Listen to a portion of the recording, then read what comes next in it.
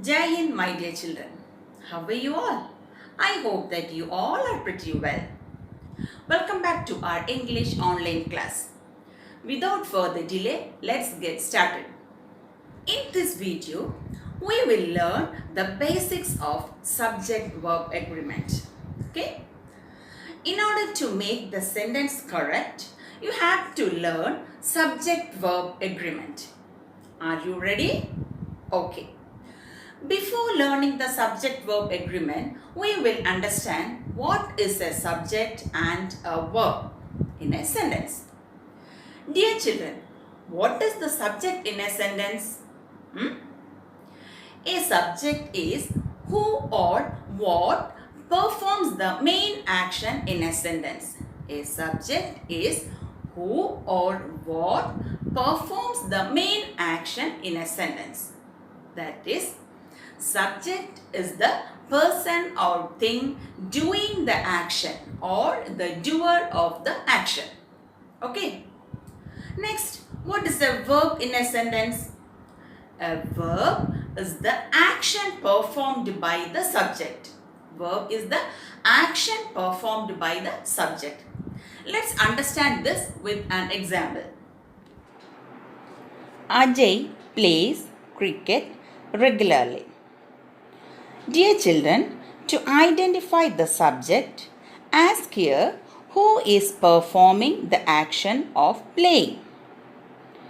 It is Ajay. So, Ajay is the subject here. Okay. Next, to identify the verb, ask the question what the subject is performing. Who is the subject here? Ajay. What action he is doing? Play. Right. So, plays is the verb here. This way we can identify the subject and verb in a sentence. So, let's move on to the main topic of today. What is subject-verb agreement? Okay. To learn more about it, let's quickly revise the helping verbs. We have already learned the helping verbs and main verbs in the previous video. If you have any doubt, you can watch it again. Okay? Now look at these examples. He is busy today. They are busy today. We are busy today. I am busy today. You must have noticed that we have used different helping verbs with different subjects. Is used with he. Are is used with they and we. Am is used with I. Why is it so? This is subject-verb agreement. That means subject must agree with the verb. Subject must agree with the verb. For making a sentence grammatically correct, a verb must agree with its subject in number. Okay? For making a sentence grammatically correct, a verb must agree with its subject in number. That is, in any sentence, singular subject must have singular verb and plural subject must have plural verb. This is the general rule. So, I repeat, singular subject must have singular verb and plural subject must have plural verb. Let's have a quick look on the agreement of subject with these helping verbs. If the subject is he, she, it or any singular noun, we use is with the subject in present tense and was in the past tense. If the subject is they, we or any plural noun, we use are with the subject in the present tense and were in the past tense. And if we have some special pronouns like I and you, we have some special rules. With I, we use am in the present tense and was in the past tense. Similarly, With you, we use are in the present tense and were in the past tense. Here are some more examples. A dog is a faithful animal. Here, a dog is singular subject.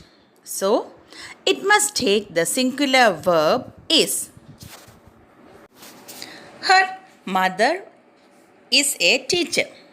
Here, her mother is a singular subject. So, it must take the singular verb is. Next, the cows are grazing in the field. Here, the cows is the plural subject. So, it must take plural verb are. Look at the next sentence. They are writing a letter. Here, they is the plural subject. So, it must take plural verb are. So, this is all about helping verbs. Let's learn the agreement of main verb with the subject. So, dear children, what is the general rule on subject-verb agreement? If the subject is singular, the verb must be singular. And if the subject is plural, the verb must be plural. Keep this one in your mind, okay? What do you mean by singular verb and plural verb? A singular verb always has an S or ES at the end. A singular verb always has an S or ES at the end. Remember, singular means single or just one or alone. So, singular verb wants a friend. That's why we are putting an S or ES at the end of the singular verb. Okay? It is easy when you keep this one in your mind. Okay? So, singular verb always has an S or ES at the end. Example, eats, brings, etc. Okay? To make it clear, let's look at the following examples. A bird sings. Here, a bird is a singular noun.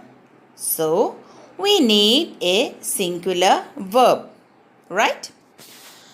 Remember, a singular verb wants a friend S at the end. So, we say a bird sings. Okay? Next sentence, a flower grows. A flower is a singular noun. So, it takes a singular verb grows. Here we have a singular subject and a singular verb. So, the subject agrees with the verb. Okay? Next, plural verbs. Plural means more than one. It is not alone. So, plural verbs do not need friends. Okay? S or ES. Plural verbs do not need friends S or ES. The plural verbs remain the same. Okay? Plural verbs remain the same. Look at these examples. Flowers bloom. Flowers is a plural noun. So we need a plural verb. Bloom is a plural verb. There is no S at the end of the verb. Here, the subject and the verb agree with each other. Next sentence, the children play with toys. Here, the children is the plural noun and play is the plural verb. There is no S at the end of the verb. So, here also the subject and the verb agrees with each other. This rule has an exception also. Even though I and you are singular, that means the pronoun I and you are singular, we do not add S or ES to the verb. Understood? We do not add S or ES to the verb. This rule has an exception also. I and you, even though they are singular, we do not add S or ES to the verb. For example, I drink milk every morning. You swim faster than me. For both of these examples, the verb comes after I and you, that is, drink and swim.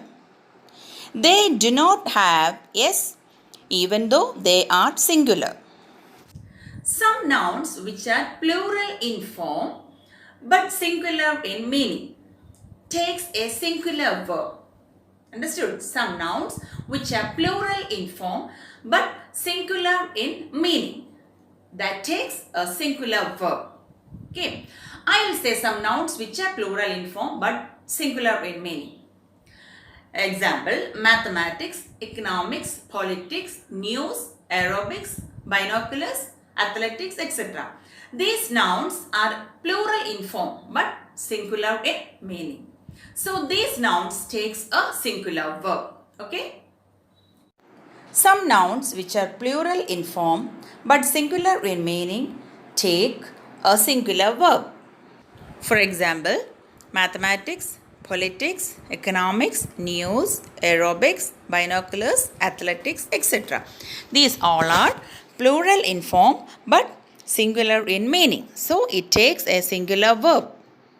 For example, billiards is my favorite game. Billiards is a singular noun. So it agrees with the verb is. Politics is an interesting subject. Politics is singular in meaning. So it takes a singular verb is. A collective noun takes a singular verb. You know that collective noun is the name for a group of people, thing or animals, isn't it? For collective nouns, we use singular verbs. For collective nouns, we use singular verbs. A collective noun takes a singular verb. For example, the fleet of ships from Europe has arrived.